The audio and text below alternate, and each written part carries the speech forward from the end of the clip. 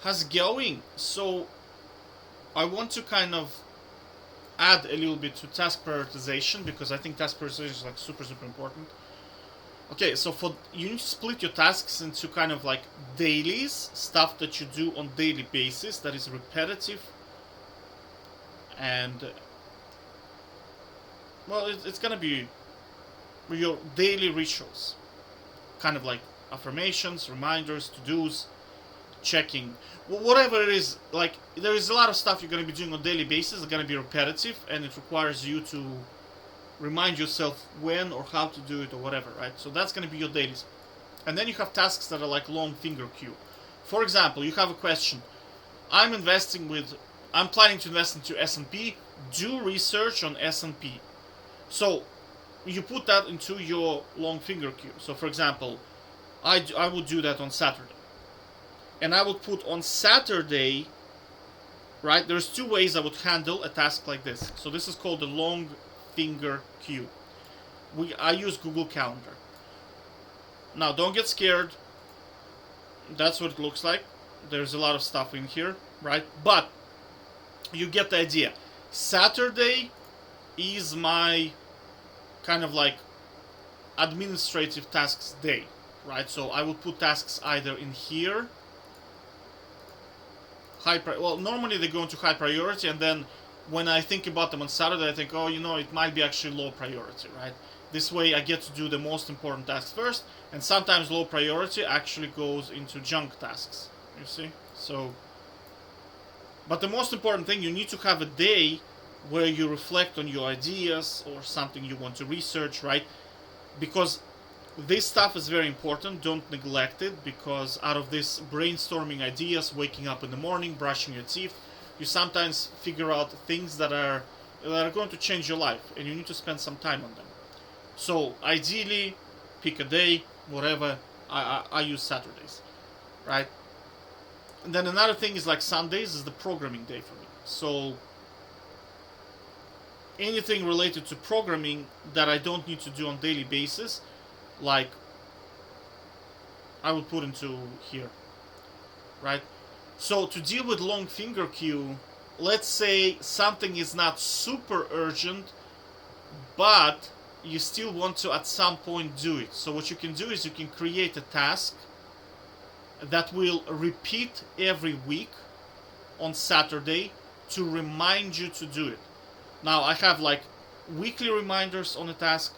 Sometimes they run monthly, sometimes every 3 months, sometimes every 4 months, sometimes every 6 months. Like you want to change your toothbrush, for example. They recommend every 3 months. If you buy a shitty cheap toothbrush, you probably want to change it every 2 months, right? So you put a reminder that will roll every 2 months, will send you notification to your email to change the toothbrush. Does that make sense? You want to, I don't know, research whether it makes sense for you to buy a carbon filter or some kind of air purifier, but that's not super urgent. That's kind of like long finger queue.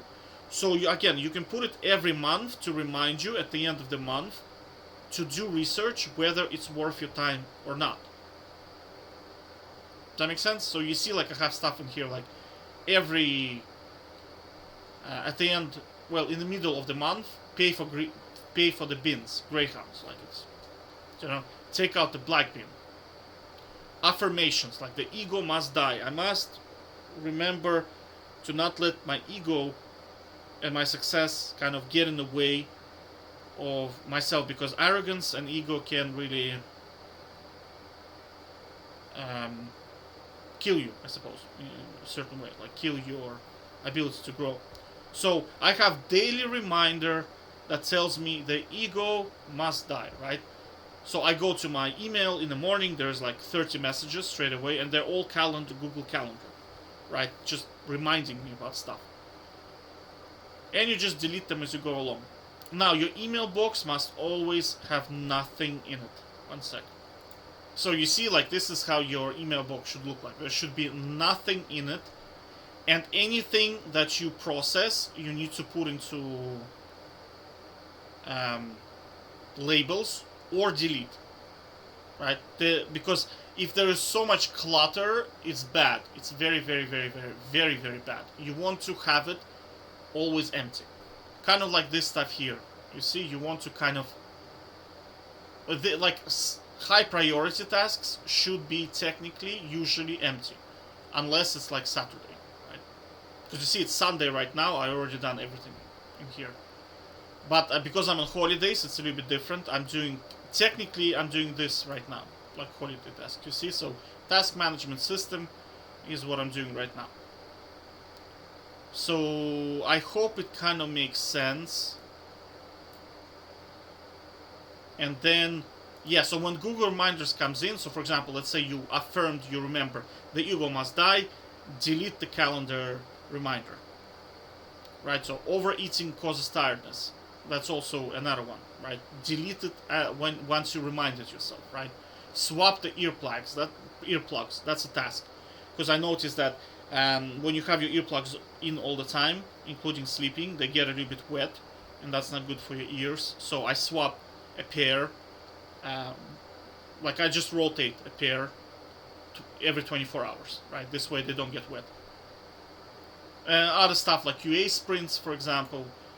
We had an issue with the company where some sprints were like, well, I'm not gonna get into it, but the problem, it's just a reminder to not forget to do this at the job. So that's a reminder. Air quality check. This runs at the end of every month. So do you see like kind of stuff like that in here? So this is a reminder what is a Barnum effect. I want to hardwire what is a Barnum effect, and I just have it every week on Saturday, and I'm doing it for 14 weeks. After 14 weeks, the reminder disappears. Certain things, like for example, certain programming concepts, for example, I have 30 days in a row being reminded of, for example, if you want to check whether object exists or not, you should not use object as a falsy, you have to use boolean. There's like a special function, boolean, to use it, right? And this, at the moment, is running 30 days in a row, and every day I'm reminding myself on how to do it, and then it gets hardwired into your brain, and then it just stops reminding you. Like 30 days is probably enough. Now most people say that you need like 25 times to get it into your long-term memory, but I do like I always go on the safe side and put 30, right? So, but it's up to you. Do you know what I mean? Like if your brain is just super good at remembering stuff long-term, because some people they just have very very good long-term memory. Feel free to do it for 2 weeks, like 14 days in a row. Some concepts I put, which are not like immediately super important, but yet they are important. I put them like for 13 or 14 weeks in a row, reminder every week. Right, so like Barnum effect is one of them, right? And then you can also have funny like reminders, like for example, let's say you make a bet that FTX guy is gonna go to jail, because I watched CoffeeZilla video. He was just like interviewing this FTX guy. I think it was like FTX guy was talking to some financial guy, and he was watching this video, and he was like, yeah, that guy just described the Ponzi scheme, and he says business is good. So when I watched that video, I said, okay, this guy most likely, I think, is gonna go to jail. So you see, I made a reminder myself for 2 years that he's gonna end up in jail. So you see, I ended up assuming correctly. So he's not yet fully in jail, but he's facing 140 years in prison, which is he was already convicted. So the fact that he's 100% guaranteed to go to jail, 100%. There's no way around it. But the question is for how long? That's another one, right? So you see, like I also have in here like that Elon Musk is gonna go bankrupt by in 5 years. So I set it to this year. So by 2028 he'll go bankrupt, and then I think I also said in 10 years he'll be in jail as well, because he's running too many Ponzi schemes, in my opinion, right? Because telling people that they are buying full self-driving car that is only level 2 driving, he's gonna get sued too much. And what he did with purchasing, what's that company, Twitter, he told people that they're not gonna lose money. They trusted him, and he basically, well, but he lies so much. It's like it's. I don't understand people who go on a call, like there was like every quarter, executives of companies, they do investor call and stuff like that, and they discuss the company performance. Like at this, like I heard some questions being asked to him. It's like, why would you even ask questions? He is going to tell you bullshit. He has been doing it for 2 decades almost now. So what's the point, right? Which is hilarious. Anyway, I'm off the topic a little bit, so my apologies. Okay, so I put it in here. I'm gonna put the video in here, but fundamentally, you just need to get used to managing tasks. You're gonna make a lot of mistakes, you know, like it seems to be very easy, but it's not. It's probably, to be honest with you, it's much easier probably to get your diet and food quality under control than task prioritization, because it's task prioritization is what separates kind of like upper management and upper upper level staff versus the lower level staff. Because I think there was let me just find it. My apologies, I just can't find this study. It's I don't remember. It was at a seminar I watched or a book I read, but basically prioritization is like one of the key skills of the senior staff, as well as decision making, planning. So you see, I'm kind of trying to manage your calendar. You see, like I'm basically trying to move you into that direction. Now, this is one this one, delegation, leadership, will be only probably like I'm not gonna comment on this because I suck at those. Like I suck at delegation because I always say if it's to be, it's up to me. I don't have a lot of trust, you know. So if I need to get something done and it's important to me, I will always do it myself. That's one of the problems that I have, honestly. Communication is just ability to speak clearly. Goal setting is something I already talked to you about. It's in Triforce. Like you have to set the goals. Otherwise, you just don't know what you're doing, you know. And then leadership. I mean, this one is very.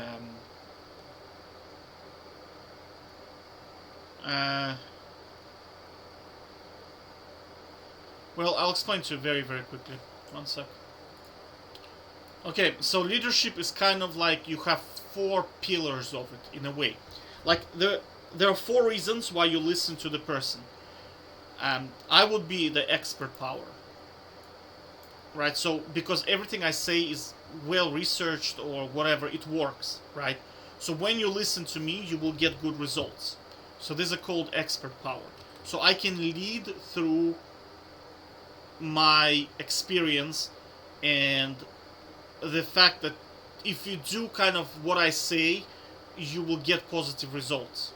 So that's one way of leading people, I suppose.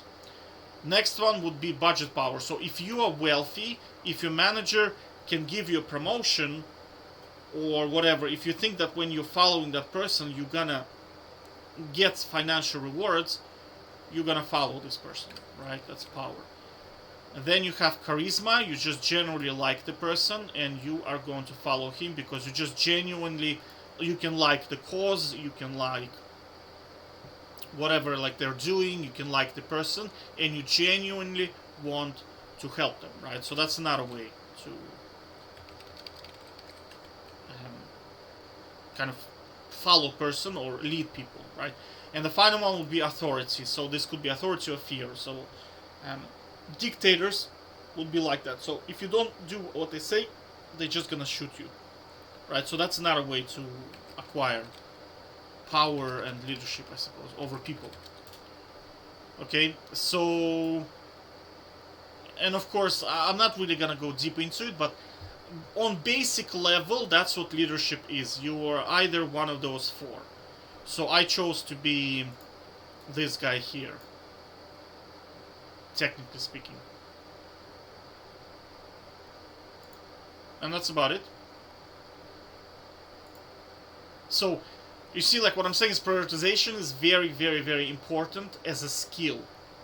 So that's why I put it in here, and I'm trying to get you to learn it and master it, because it's very, very, very, very, very, very important, and it's very difficult. Believe me when I tell you, it's one of those that is definitely hard to crack.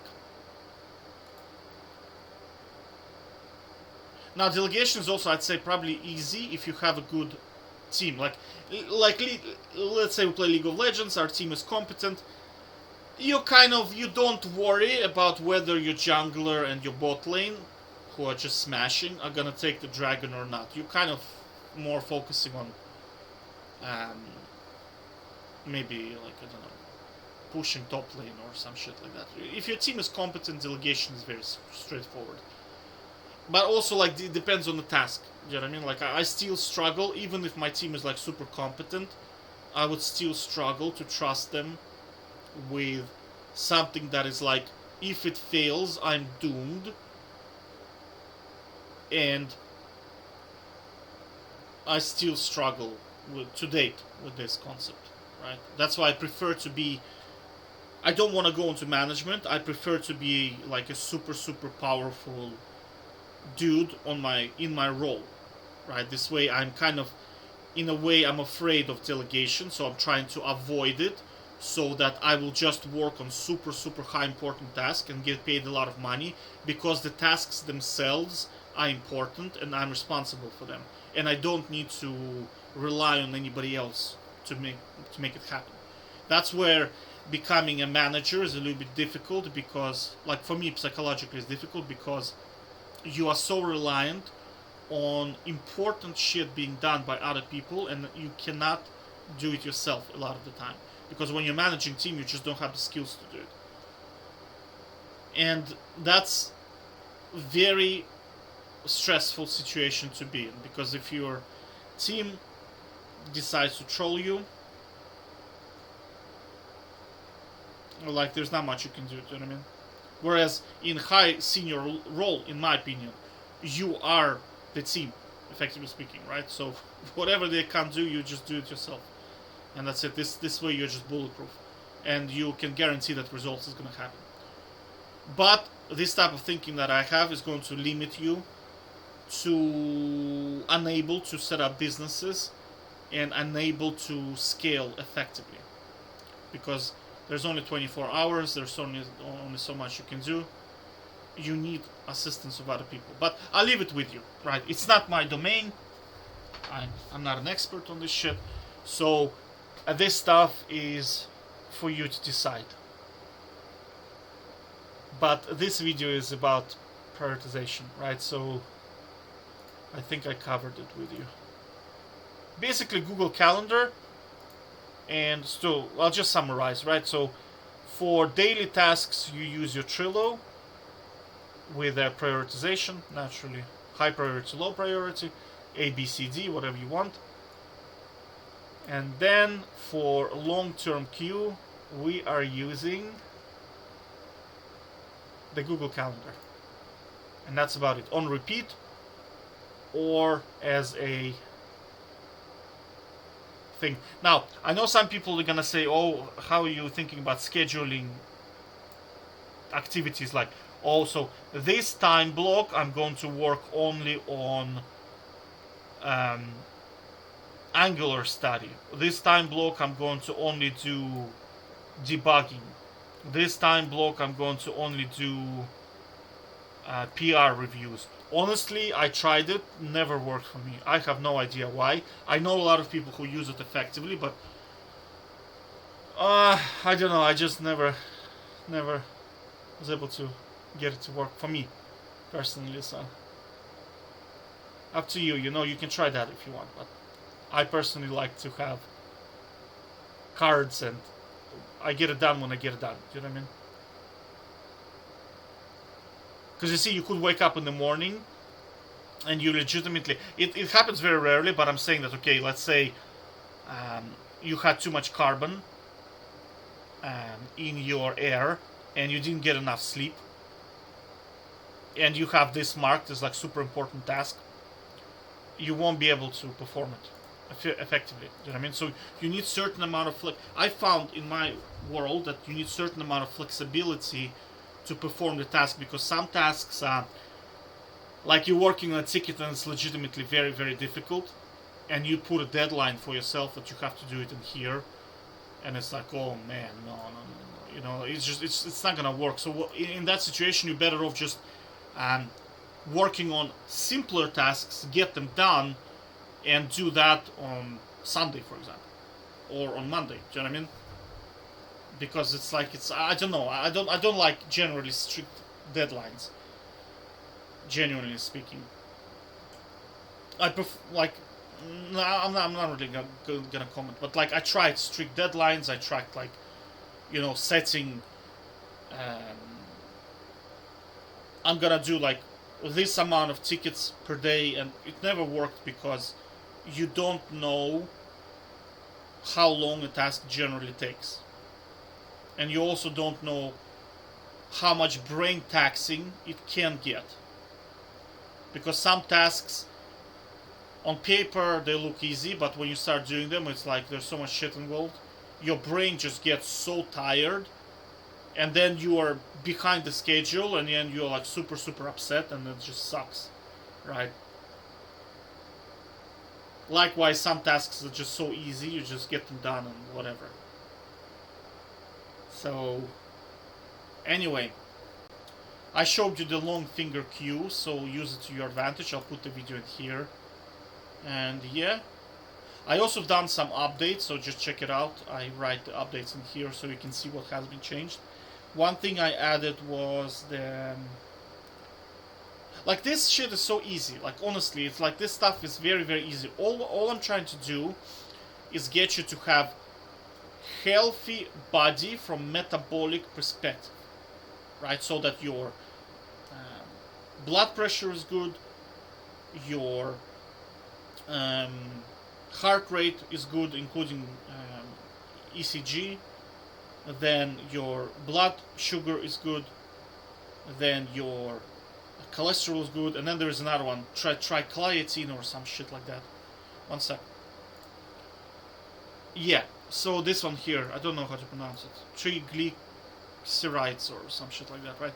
Now, waist circumference is kind of like BMI, but I'm a little bit on the fence on this one because I don't know. Like I am pretty much I'm overweight, like I'm obese, right? But I'm metabolically healthy. So do you really need to have low BMI to be healthy? I don't think you should. I don't think you need to be. Right? It definitely helps to be skinnier, but because my heart is definitely pumping a lot harder than it should needed. But I'm a huge dude. You have to remember I'm 2 meters, right? So I think most of your power comes from here. And to get to here, you need to master these two basically. And that's about it. Now air quality is very very good. Like air quality will remove dependency on caffeine. Like I noticed like the reason why I drink coffee was because the carbon control was not there. As soon as carbon, and I spoke to people, I also brought my into the office, and we looked at carbon, and as soon as carbon started going up, I'm talking like 1.3 thousand particles per ppm. I don't know what the M stands for. Per micrometer or whatever. People started to drink coffee. That's because you don't get enough oxygen in your blood, and you start to feel more tired and exhausted because there's just not enough oxygen in your blood. So to combat that, just open the window, get fresh air, carbon reduces, enough oxygen in your blood, and you don't need coffee anymore. And other things like in here are gonna help you as well. Supplements, just to get your body more efficient. And then it becomes very easy to move a very very healthy body. So the second thing then will be your mental health, and just think of yourself as a kind of like a machine that has code. That is your brain. The brain, it just has certain amount of circuits in it, and those circuits, they have memories, and those memories trigger certain beliefs, certain memories, right? And you can rewrite them. So that's why in here you see I have an exercise, which is, I'll probably make it not optional, which is, probably we can call it reframing maybe. So you write down your automatic beliefs, automatic negative beliefs, and then you start reframing them. So for example, let's say you have a belief where you think that you are below average IQ. It's not very helpful for you to think like that, right? If you're trying to become successful, just say, okay, I'm going to be successful. Because there are a lot of people who are successful even though they're not super smart. You can be wise, for example, but not very smart. So you can say, okay, I'm not super intelligent, but I'm gonna be very, very wise. So you see, every time this automatic it's called automatic negative thought triggers, you're gonna say, okay, that's fine. I'm not super intelligent, but I'm very wise. And then you need to kind of, that's where the rubber hits the road. Is let me just write it down in here. So you see, you think it,